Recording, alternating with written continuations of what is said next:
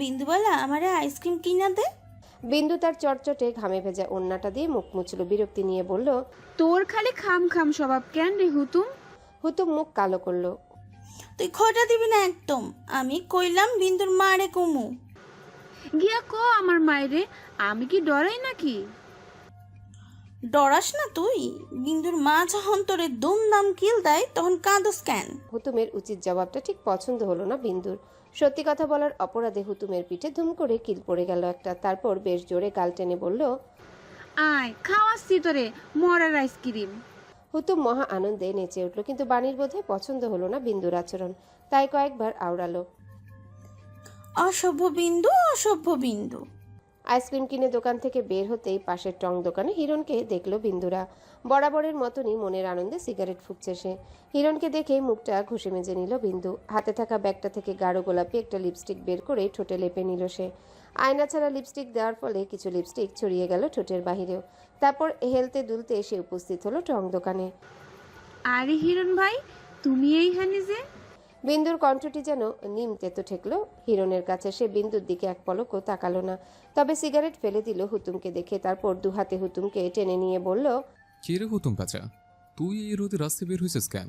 পর তো কাল্লা হয়ে যাবি বিন্দুর মতন। হিরণের কথায় খিলখিল করে হাসলো হুতুম। বিন্দুও বোকা বোকা হাসলো। সরল কণ্ঠে বলল, কালা হয়েছি তো কি হয়েছে? আমাকে আমার চেহারায় নাকি বড় মায়া। মায়া না ছাই। মুখ ঝামটা দিয়ে বলল হিরণ। এবারও হিরণের কথা পছন্দ হলো না বাণীর, তাই সে আবারও বলল, বেয়াদব হিরণ বেয়াদব। ভালো বিন্দু, সুন্দর বিন্দু। হসপিটালের করিডোরে অস্তায়মান সূর্যের কিঞ্চিত কিরণের আভা বুঝিয়ে দিল একটি ব্যস্ত দিনের সমাপ্তি হচ্ছে। করবীর মাথা ঝিমঝিম করছে। ডাক্তার বললেন প্রেশারটা কমেছে অনেক, তাই হয়তো মাথা ঘুরে পড়ে গিয়েছিল। তবে কে আনলো তাকে এখানে? অন্তঃস্থলে প্রশ্ন উদিত হতে তার সামনে ঝলমলে হাসি নিয়ে উপস্থিত হলো পার্থিব। এসেই চঞ্চল কণ্ঠে শুধালো, ভালো আছো এখন করবি? করবী মাথা নাড়ালো। সে যেই বেডে শুয়ে আছে তার আশেপাশে আরও এমন বেড 15-20টা। সেই কারণেই রুগী এবং তাদের আত্মীয় স্বজনদের হইচয়ের কারণে মাথাটা আরেকটু ভার হলো তার। তবুও কিছুটা অস্ফুট স্বরে উত্তর দিল, ভালো আছি, আপনি এখানে? তুমি জ্ঞান হারানোর পরেই তো ক্যাম্পাসে খবর গেল। তারপর আমরা কয়েকজন এসে তোমাকে রাস্তায় জ্ঞান শূন্য পেলাম। বাসা থেকে খেয়ে আসুনি করবি? এমন বোকামো কেউ করে? একটা বিপদ হয়ে যেতে পারতো। করবী কথা ঘুরানোর জন্য চাপা হাসলো, বলল, খাবো না কেন? খেয়েছিলাম তো। সে তুমি কতটুকু খেয়েছো তা তোমার রিপোর্টে বলে দিয়েছে। এবারে জবাবটা এলো অন্য কারো কণ্ঠ থেকে। করবী মাথা হেলিয়ে পার্থিবের পেছনে তাকাতেই দেখলো তিমির দাঁড়িয়ে আছে। তার একটি হাতে ডকুমেন্ট, একটা হয়তো রিপোর্টগুলো, আর এক হাতে বিশাল দানবীয় আকারের একটা পলিথিন ব্যাগ, যেটা দেখে বোঝাই যাচ্ছে এর ভেতরে রং বেরঙের ফল দিয়ে ভরা। করবী আমতা আমতা করলো, আসলে তাড়াতাড়ি বের হতে গিয়ে খেতে মনে ছিল না। তোমার যে পাকস্থলীতে আলসার আছে সেটা মনে আছে তো? করবী এবার আরও হতভম্ব হলো। তার যে পাকস্থলীতে ছোট আলসার দেখা গিয়েছিল সে কথা তো কাউকে কখনোই জানায়নি। তবে ভদ্রলোক জানলো কিভাবে? করবীর দ্বিধা দ্বন্দ্বে আচ্ছাদিত মুখমণ্ডল দেখে তিমির বোধহয় কিছুটা আঁচ করতে পারলো। তাই সেই সংশয় পরিষ্কার করতেই সে কিছুটা ব্যাখ্যার্থে বলল, আমি জানতাম না, ডাক্তার জানালেন। এখানে আসার পর তোমার বেশ কয়েকটা পরীক্ষা নিরীক্ষা করা হয়েছে, সেই সুবাদই জানা। তার যার আলসার আছে সে কিভাবে খালি পেটে থাকে আমাকে একটু বোঝাও। এটা কতটা ঝুঁকিপূর্ণ জানো না? শেষের প্রশ্নটুকু বেশ কৈফিয়তের ভঙ্গিতেই ছুড়ল তিমির। করবী মাথা নত করল। আশেপাশ হাতড়ে অজুহাত খুঁজতে গিয়ে ফিরে এলো অজুহাতবিহীন। এমন অস্বস্তিকর পরিবেশকে শীতল করতে পার্থিব বলল, থাক তিমির, হয়তো ও তাড়াহুড়া ছিল তাই খাইনি, বাদ দে। তিমির বাদ দিল অবশেষে। ঠিক তন্মধ্যেই করবীর ছোট ভাঙাচোরা ফোনটা বেজে উঠল। করবী এদিক ওদিক ঘুরল ফোনের খোঁজে, কিন্তু পেল না। অথচ রিংটোনের শব্দটা বেশ কাছে থেকে আসছে বোঝা যাচ্ছে। ঠিক তখনই তিমির নিজের পকেট থেকে করবীর ফোনটা বের করে এগিয়ে দিল। করবী কৃতজ্ঞতার হাসি দিয়ে ফোনটা রিসিভ করলো। ফোন রিসিভ করতে অপর পাশ থেকে ঝাঁঝালো একটা কণ্ঠস্বর শোনা গেল, এই তুমি কি আর পড়াইবার পারবা না? না পড়াইবার পারলে কইয়া দিবার পারো না? কোনো দায়িত্ব জ্ঞান নাই তোমার। কয়টা বাজে দেখছো? কখন আসবা কও দেখি। করবী কিঞ্চিত লজ্জা পেল তার ছাত্রের মায়ের কথায়। তাছাড়া তার ফোনটা নষ্ট হওয়ার কারণে অপর পাশের শব্দটা ভীষণ বেশি শোনা যায়। হয়তো পার্থিব এবং তিমিরও সেটা শুনেছে। করবী লাজুক স্বরে বলল, আন্টি আর 40 মিনিটের মাঝে আসছি। কোথাও যেতে পারবে না বলে দাও। তিমিরের রুক্ষ কঠিন স্বরে করবি চোখ উল্টে তাকালো, মিনমিন করে বলল, যেতেই হবে। কোথাও যেতে হবে না, তুমি বলো যে এখন পারবে না ফার্স্ট। করবি আমতা আমতা করলো। এই মহিলা ভয়ঙ্কর। তাকে এখন এই কথা বললেই ওনার কথা ট্রেন বুলেটের গতিতে ছুটবে। এদিকে তিমিরও তাকিয়ে আছে শক্ত চোখে। করবি কিছুক্ষণ দোনামনো করে অবশেষে ভদ্রমহিলাকে বলল, আজকে না আসলে সমস্যা হবে আন্টি। মহিলা রেগে গেলেন বোধহয়, ফুলকির বেগে বললেন, আজকে না, আর কোনোদিন আসবার প্রয়োজন নাই। কথাটা বলে সংযোগ বিচ্ছিন্ন করলেন ভদ্রমহিলা। অসহায় চোখে তাকালো করবি। টিউশনিটা আজ গেল বুঝি, কিভাবে যে সংসার চলবে। তপ্ত এক শ্বাস ফেললো সে। ভীষণ ক্লান্ত লাগছে। এখন আর এত চিন্তা নিতে পারছে না সে। আর কত? তিমির গম্ভীর কণ্ঠে বলল, শিক্ষকতার পেশা সম্মানের, যেখানে সম্মানই নেই সেখানে এই পেশার মর্ম কি রইল? করবি হতাশ চোখে দৃষ্টি নিবদ্ধ করলো সাদা ঝকঝকে ফ্লোরে। উদাস ভঙ্গিতে উত্তর দিল, পেটে খিদে থাকলে সম্মানের পাঠ কেবল নথিবদ্ধ বিদ্যা মনে হয়। সম্মান দিয়ে আর যাই হোক, সংসার চলে না। করবীর মলিন কথায় নিবিড় হয়ে গেল পরিবেশ। কেউ আর টু শব্দটুকু করল না। ডাক্তার এলেন আবার। করবীকে আরেকটু পরীক্ষা নিরীক্ষা করলেন। কিছুদিনের বিশ্রামের পরামর্শ এবং কিছু ঔষধপত্র লিখে ছুটি দিয়ে দিলেন। হসপিটাল থেকে বেশ সাবধানের সাথে বের করলো তিমির, ভীষণ যত্নে। এতটা যত্ন বহুদিন তাকে কেউ করেনি। প্রাপ্তবয়স্ক করবী কিছুটা বয়স ভুলে নির্লজ্জ হলো যেন। আর চোখে প্রায় 4-5 বারই তিমিরকে দেখল। শেষবার তো চোখে চোখও পড়ল। এবার সে একটু লজ্জা পেল। ইস, লোকটা কিছু ভেবে না বসে। হসপিটাল থেকে বেরিয়ে করবী বিনীত স্বরে কৃতজ্ঞতা জানালো ওদের। বলল, রিক্সা করে দিলেই যেতে পারবো। আপনাদের আজ বেশ ভোগান্তিতে ফেললাম আমি। পাগল নাকি? তোমাকে এই অবস্থায় আমরা একা ছাড়বো নাকি? বাসা অবধি পৌঁছে দিয়ে তবে আমরা যাব। করবী এবার আতঙ্কিত হলো। বাবা অবধি অসুস্থতার খবর পৌঁছানো যাবে না। এতে বাবা চিন্তায় অসুস্থ হয়ে পড়বে। তাই সে অমত করলো। বলা যায় সাহায্য করার প্রস্তাব প্রত্যাখ্যান করলো সংশয় নিয়ে। না না, পারবো আমি। পারলে যাবে, সমস্যা নেই। এখন কিছু খেতে হবে। আমরা দুপুর থেকে না খাওয়া, তুমিও তো খাওনি তাই না? তিমির খাওয়া প্রসঙ্গ উঠাতেই করবীর পেটে খিদেরা হামাগুড়ি দিয়ে যেন পড়ল। তারও যে ভীষণ খিদে পেয়েছে। পার্থিব বলল, হ্যাঁ ভাই, ভালো কথা মনে করেছিস, আমারও ভীষণ খিদে পেয়েছে। তাহলে চলো সামনের হোটেলে গিয়ে কিছু খাওয়া যাক। খিদে পেলেও করবী স্বীকার করলো না, বরং ছলচাতুরির ছক সাজালো কিভাবে ঋণের ভার আর বাড়ানো না যায় সেটার। কিন্তু ধোপে টিকলো না সেই ছক। পৌঁছাতে দিল না তিমির। তিনজন মিলে গেল খাবার খেতে। বেশ অনেকটা দিন পর করবীর খাবার প্লেটে সুস্বাদু মাংস উঠল। কতদিন পর ঠিক মনেও করতে পারল না মেয়েটা। চুইঝালের খাসির মাংস করবীর অনেক প্রিয় খাবার, কিন্তু অনেক মাস কিংবা বলা যায় বছর এই খাবারটি খাওয়ার সামর্থ্য হয়নি তার। বাবারও তো ভীষণ প্রিয় এই মাংসটা। যাওয়ার সময় না হয় নিয়ে যাবে বাবার জন্য একটু। অনেক হয়েছে হিসেব নিকেশ।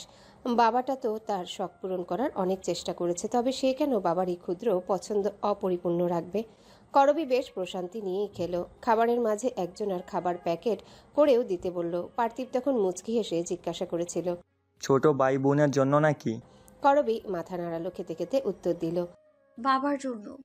করবীর উত্তরে তিমির একবার কেবল চোখ উঠিয়ে তাকিয়েছিল, তারপর আবার নিজ খাওয়ায় মনোনিবেশ করেছিল।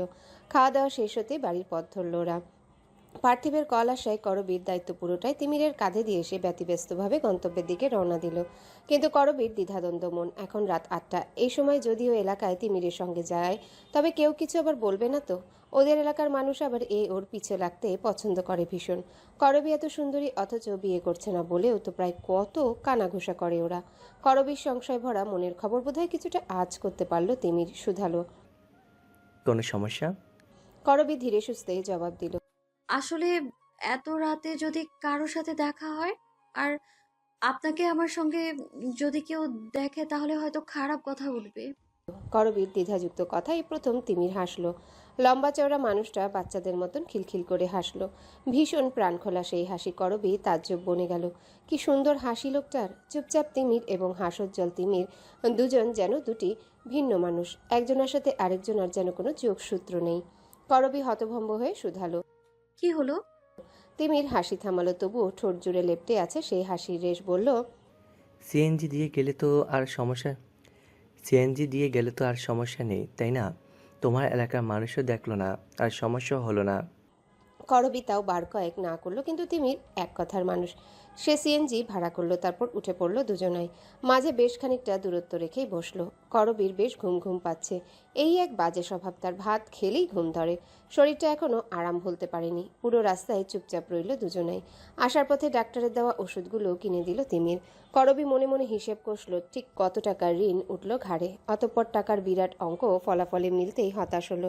মনে মনে সৃষ্টিকর্তার প্রতি অভিযোগ করে বলল, গরিবরে কেন যে তুমি অসুখ দাও আল্লাহ? অসুখ গরিবের জন্য মৃত্যুর চেয়েও ভয়ঙ্কর। সিএনজি বাড়ির কাছে আসার আগেই করবী ঘুমে বিভোর হয়ে পড়ল। ডাকল না তাকে তিমিরও, বরং আলগোছে মেয়েটার হেলে যাওয়া মাথার ভরসা হয়ে এগিয়ে দিল নিজের কাঁধটা। সোডিয়ামের আলো সিএনজি জানালা ভেদ করে ছুঁয়ে ছুঁয়ে দিচ্ছে মেয়েটার হলুদা ফর্সা মুখটা। যখনই সোডিয়ামের উষ্ণ আলো মুখে পড়ছে তখনই যেন মেয়েটার রূপ জ্বলজ্বল করে উঠছে। মনে হচ্ছে অর্ধ খসিত শুকতারা। তিমির তার সকল ধরাবাঁধা নিয়ম ভেঙে তাকালো সেই মুখের দিকে। বড় বড় চোখের পাপড়িগুলো কি ভীষণ সুন্দর লাগছে। ছোট মুখটি পুতুলের মতন যেন সুন্দর। সচরাচর এত সুন্দর মানুষ দেখা যায় না। তিমিরের দেখেছে বলেও মনে পড়ে না। মনে হয় একটু বিশেষভাবে যেন বিধাতা এই রূপ গড়েছেন। সিএনজি এসে বাড়ির কাছে পৌঁছাতে তিমির তার কাঁধে থাকা করবীর মাথাটা আলগোছে সরিয়ে নিল। অতঃপর নিরাপদ দূরত্বে এসে মৃদুস্বরে ডাকলো। ডাকতে গিয়ে অবশ্য খেয়াল করলো মেয়েটার ঘুমের চোখেও কেমন যেন দুশ্চিন্তা করছে। কিসের একটা চিন্তায় কপাল কুঁচকে রেখেছিল। তিমির ধীরেই ডাকলো। আর খুব অবাকের ব্যাপার হলো মেয়েটা এক ডাকে ঘুম থেকে উঠে গেল। এত বিভোর ঘুম কিভাবে এত ধীর আওয়াজেও ভেঙে গেল। তিমির কিছুটা অবাকই হলো বটে। ঘুম ভাঙতেই করবী হাসল, সুন্দর হাসি, সদ্য ভোরের ফুটে ওঠা পুষ্পের ন্যায়। বেশ নরম কণ্ঠে বলল, সরি সরি, চোখ লেগে গিয়েছিল। সমস্যা নেই, তোমার বাসায় এসে পড়েছে। করবী বেশ চটপট পায়ে নেমে দাঁড়ালো। তিমির বসে রইল ঠায়। ফলের ব্যাগ, হোটেলের খাবারগুলো এগিয়ে দিল করবীর হাতে। একবার জিজ্ঞাসাও করল। পারবে একা? করবী চঞ্চল স্বরে উত্তর দিল, পারবো পারবো। তিমির বুঝলো মেয়েটা চাচ্ছে না সে নামুক এখানে, তাই সেও আগ বাড়িয়ে কিছু বলল না। ভাঙাচোরা দোতলা বাড়িটার ভেতরে যাওয়া অবধি সিএনজিটা ঠায় এক জায়গায় থেমে রইল। তারপরে করবী নিজের ঘরে প্রবেশ করতেই দূর থেকে সিএনজির শব্দ শুনতে পেল। লোকটা বোধহয় এতক্ষণে গেল। করবীর হাতে এত জিনিস দেখেই তৈয়ব হোসেন চমকালেন, অবাক কণ্ঠে শুধালেন, কি রে মা, এত ফলমূল যে, এত কিছু কিনতে গেলি কেন? আমার শরীর তো যথেষ্ট সুস্থ আছে, শুধু শুধু টাকা অপচয় করলি। বাবার প্রশ্নে করবীর বুকের ভারী ভাব হালকা হলো। যাক, বাবা কিছু বুঝতে পারেননি। সে খাবারগুলো রান্নাঘরে রাখতে রাখতে বলল। তৈয়ব হোসেন মাথা নাড়ালেন। মেয়ের এমন মহৎ মনের পরিচয়ে খুশি হলেন। বাবা আমি আনিনি, এগুলো দিয়েছে এক রেস্টুরেন্টের বাসা থেকে। তুমি এক কাজ করো তো, এখানে একটার মধ্যে অনেকখানি মাংসের তরকারি আছে, আমাদের জন্য কিছু রেখে বাকিটা হুতুমদের দিয়ে আসো। ওরাও তো ভালো মন্দ তেমন খায় না, হুতুমটা মাংস পেলে খুব খুশি হবে। বিন্দুরও তো মাংস অনেক প্রিয়। ভেতর ভেতর গর্বে বুকটা ফুলে উঠল তার। মেয়েটার যদি টাকা থাকতো নিশ্চয়ই সে টাকা দিয়ে মেয়েটা কত মানুষের উপকার করত। কিন্তু দুর্ভাগ্য, উপরওয়ালা যাদের টাকা নেই তাদের দেন বড় মন, আর যাদের টাকা আছে তাদের দেন ছোট মন। প্রাত্যহিক জীবনের অপ্রত্যাশিত দিনটির মতন আজকের দিনটি নয় করবীর। আজকের দিনটি ভিন্ন এবং মন ভালো দিন। প্রায় অনেক দিন তার জীবনে এত ভালো দিনের আগমন নেই। আকাশে মেঘ ভাসছে মহা সরোবরে, চারিদিকে বোধহয় শিউলি ফোটা মুগ্ধতা। করবী বিকেলে ঘর থেকে বেরোতেই তাদের গলি পেরিয়ে একটা বড় রাস্তায় উঠতে একজন ভদ্রমহিলা তাকে ডাকলেন। টুকটাক জিজ্ঞাসা করেই জানালেন তিনি প্রায় করবীকে দেখেন আসতে যেতে। শুনেছেন করবী টিউশন করায়, তাই তিনি এসেছেন করবীর কাছে। তার মেয়ের জন্য একজন শিক্ষক প্রয়োজন। করবী যেন আকাশে চাঁদ পেয়ে গেল হাতে। নবম শ্রেণীর শিক্ষার্থী, বেতন ঠিক হলো 6,500। করবীর কাছে ব্যাপারটা অপ্রত্যাশিতই ছিল বটে। হুট করে এত ভালো কিছু পেয়ে যাবে সে বুঝতে পারেনি। আনন্দ ভাগ করতে ইচ্ছে করলো তার, এবং সেই মোতাবেক সে কল দিল বিন্দুকে। অপর পাশের বিন্দু বোধহয় একটু ব্যস্ত, তাই প্রথমবার কলটা রিসিভ হলো না। করবী দ্বিতীয়বার আবার কল দিল। এবার দীর্ঘক্ষণ কল বাজার আগেই রিসিভ হলো। অপর পাশ থেকে বিন্দুর স্বচ্ছ কণ্ঠ, আরে আপা, এখন কল দিছো? কি হয়েছে? কোনো সমস্যা হয়েছে আপা? করবী হাসলো। কোনো সমস্যা নেই, তুই কি এখন ছুটি নিয়ে আসতে পারবি বিন্দু? একটা খুশির খবর আছে। কি খবর আপা? তুই এলেই বলবো, কলে বলে মজা নেই তো। ছুটি হয় 8টায়, এখন 4টা বাজে। দাঁড়াও, মালিকরে বইলে এখনই ছুটি নিতাছি। তোমার খুশির খবর আর আমি থাকুম না, তাই কি হয় নাকি? আইতাছি আইতাছি। জবাব দিল। করবী ব্যতিব্যস্ত হয়ে বলল, তোর অসুবিধা হলে আসিস না বিন্দু। আমার কি এর অসুবিধা আপা? তুমি এত চিন্তা করো না তো, আমি আইতাছি। করবীকে আর কথা বলার সুযোগ দিল না বিন্দু। তার আগেই কল বিচ্ছিন্ন হলো। করবী তার গলিতে ফিরে গেল। সেখানে ক্রিকেট খেলছিল এক ঝাঁক ছেলেপেলে। তাদের মাঝে একজনকে ডেকে হুতুমকে নিয়ে আসতে বলল। করবী বলতেই ছেলেটা ছুট লাগালো। করবী মিনিট কয়েক দাঁড়াতেই হুতুম চলে এলো। তার গায়ে লাল রঙের ফ্রকটা, করবী যেটা বানিয়ে দিয়েছিল। বাচ্চাটা কি তবে বুঝে গিয়েছে করবী আজ তাকে ঘুরতে নিবে? হুতুমের দারুণ বুদ্ধি। এতটুকু একটা মেয়ে, অথচ তার আইকিউ লেভেল অসাধারণ। হুতুমের পেছনে আসতে দেখা গেল বাণীকেও। কি সুন্দর আনন্দে নিয়ে উঠতে উঠতে আসছে। করবী হাসলো। তার আনন্দ দুঃখ ভাগ করার পৃথিবী হয়তো ছোট্ট, কিন্তু আফসোস নেই তাতে। মানুষগুলো যে নিখাদ। হুতুম এসে জাপটে ধরল করবীকে। কেমন সুন্দর ঝলমলে হেসে শুধালো। এই সে বাড়ির মা, আজকে আমার ঘরে তুমি ঘুরাইতে নিবা তাই না? করবীও বিপরীতে হাসলো, বলল। হুতুম যদি চায় তাহলে নিতেই পারে। হুতুম আনন্দে লাফিয়ে উঠল। থেমে নেই বাণীও। কি জানি কি বুঝলো এই দুটো নিষ্পাপ প্রাণ। কোন আনন্দে তারা হইহুল্লোড় শুরু করলো। হুতুম বাণীসহ করবী গেল একটা ব্রিজের উপর। তাদের বাসা থেকে খানিকটা দূরত্বেই ব্রিজটা। বিকেল হলেই রং বেরঙের সাজে সেজে ওঠে এই ব্রিজ। মনে হয় যেন মেলা হচ্ছে। আধা ঘন্টার মাঝে উপস্থিত হলো বিন্দুও। আজকেও মেয়েটা গাঢ় সবুজ রঙের একটা জামা পরেছে। কোকড়া চুলগুলো ছেড়ে রাখা, লাল টুকটুকে লিপস্টিক ঠোঁটে ছড়ানো। বিন্দু আসতেই করবীর আনন্দ ভাগ করার উত্তেজনা বাড়ল। প্রায় লোক সমাগম ভুলেই ও জড়িয়ে ধরল বিন্দুকে। খুশিতে আত্মহারা হয়ে বলল। জানিস বিন্দু, আমি আজকে ভীষণ খুশি। বিন্দু হাসলো। এত খুশি কেন আপা, বলো এবার। আমি একটা নতুন টিউশনি পেয়েছি, বেতন 6,500 টাকা। আমার দুঃখের দিন বোধহয় ফুরিয়ে আসছে রে বিন্দু, ফুরিয়ে আসছে। করবীর চেয়েও বোধহয় দ্বিগুণ খুশি হলো বিন্দু। প্রায় কিছুটা চেঁচিয়েই উঠল। সে যেন হিমালয় পেয়ে গেছে হাতের মুঠোয়। বিন্দুকে আনন্দে চিৎকার করতে দেখে লাফালো হুতুমও বানিয়েও। করবী অবাক চোখে দেখল ওদের। আজকাল পৃথিবীতে এমন মানুষও আছে যারা অন্যের খুশিতে আনন্দিত হয়। বিন্দুকে না দেখলে সে জানতই না পৃথিবীতে কেউ কেউ আজও নিঃস্বার্থভাবে পাশে থাকে। ব্রিজের একটা ফুচকার স্টলে ঢুকলো করবী ওরা। এক ঝাঁক তরুণ সেখানে বসে মহা আনন্দে গান বাজনা করছে। মূলত এটা দেখে হুতুম বায়না জুড়ে দিল এই দোকানটাতে আসার জন্যে। অবশ্য বায়নার করার ফলস্বরূপ তার পিঠে একটা কিলো দিল বিন্দু। কিন্তু থেমে নেই হুতুমও। কেমন ঝগড়ুটে মহিলাদের মতন ঝগড়া করলো বিন্দুর সাথে। করবী খিলখিল করে হাসলো কেবল। এই মেয়ে দুটো একদমই বনে না। দুটো যেন দুটো শত্রু। অথচ করবী জানে বিন্দু বুকে নিয়ে না ঘুমালে হুতুমের ঘুম হয় না। হুতুমের গান বাজনার প্রতি প্রচুর ঝোঁক। গান গাইতেও পারে মেয়েটা, ভীষণ সুন্দর। আর তার নাচের সাথে তো কারো জুড়ি মেলা ভার।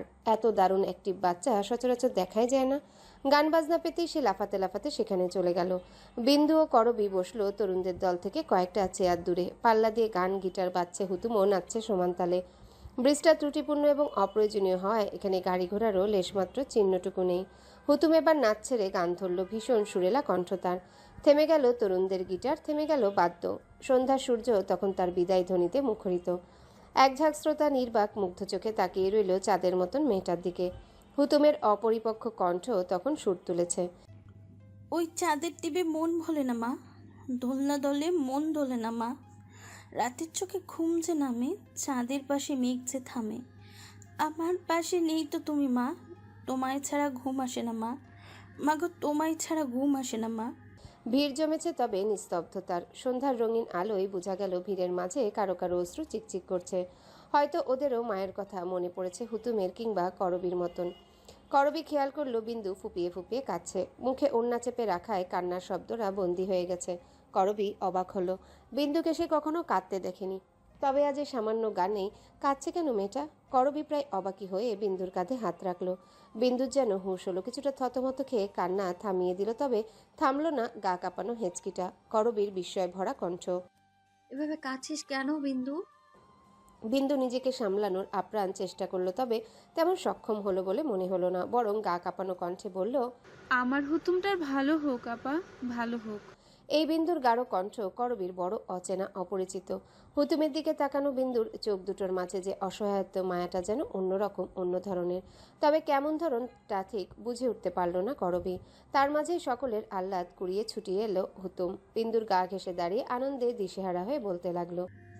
দেখ বিন্দুমালা, সবাই আমারে কত আদর করছে, সবাই আমারে মেল্লা প্রশংসা করছে, ওরা আমারে চকলেটও দিছে বিন্দু। বিন্দু কোনো কথা বলল না। ঠাস করে চর বসালো হুতুমের গালে। হুতুম টলমলে চোখে চাইল। চরের কারণ না জানা করবীও যেন বিস্ময়ে ধরছে না শেষে। হুতুমের ঠোঁট উল্টে এলো কান্নারা। অভিমানী হলো স্বর। আমারে কেন মারলি বিন্দুবালা? আমি তো তোর কাছে এখন আইসক্রিম চাই নাই। করবী মায়া করে হুতুমকে টেনে নেওয়ার আগে বিন্দু দুহাতের আজলে আঁকড়ে ধরল বাচ্চাটাকে, নিষ্প্রাণ চোখে চেয়ে বলল, তুই এত আনন্দ দেখাইছস কেন হুতুম? মাইন্সের বদ নজর পড়বো। করবী ফ্যাল ফ্যাল করে কেবল তাকিয়ে রইল। অবুঝ বিন্দু এবং এই বিন্দুর মাঝে বিস্তর তফাৎ দেখতে পেল সে। এই বিন্দু অন্যরকম, বিধ্বস্ত। বিকেলটা অনবদ্য সুন্দর কাটানোর পর নিরে ফিরল চঞ্চল প্রাণগুলো। বাসার গেটের সামনে আসতেই দেখা মিলল হিরণের। হুতুম তখন আইসক্রিম খেতে ব্যস্ত। হিরণকে দেখেই থেমে গেল করবীর পা, কিন্তু উৎফুল্ল দেখালো বিন্দুকে। সেই আগবারই এগিয়ে ডাকলো, হিরণ ভাই যে তুমি এইখানে আমাগো লেগে দাঁড়াইছো? হিরণ সিগারেট ছুঁড়ে মারল দূরে। হুতুমকে কাছে টেনে নিল এমনভাবে যেন সেখানে হুতুম ছাড়া কাউকে দেখেইনি। হুতুমকে টেনে নিয়ে গাল টেনে দিল, চুলগুলো গুছিয়ে দিল এক ধ্যানে। আদুরে স্বরে বলল, হ্যালো বন্ধুরা, পরবর্তী পার্ট খুব তাড়াতাড়ি আসবে, তো সবাই অপেক্ষায় থাকো। আর চ্যানেলটি যারা এখনো সাবস্ক্রাইব করোনি তারা পরবর্তী পার্ট দেখার জন্য চ্যানেলটি সাবস্ক্রাইব করে রেখো। ধন্যবাদ সবাইকে, আমাদের সাথেই থেকো।